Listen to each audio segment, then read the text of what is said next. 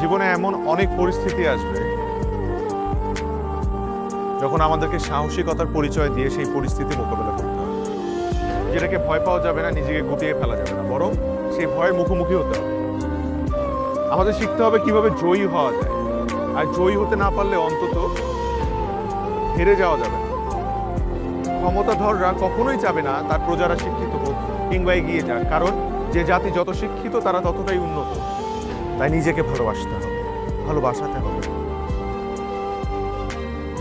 রসিক ভাই আপনাদের সহপাঠী না, এই গ্রামের লোক না?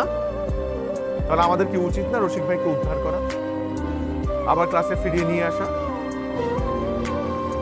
আর সহপাঠীদের মধ্যে অবশ্যই একটা বন্ধুত্বপূর্ণ সম্পর্ক থাকা উচিত। আমি আপনাদের কাছে এটাই চাই, আপনারা সাহসিকতার পরিচয় দিয়ে রসিক ভাইকে আবারও স্কুলে নিয়ে আসবেন।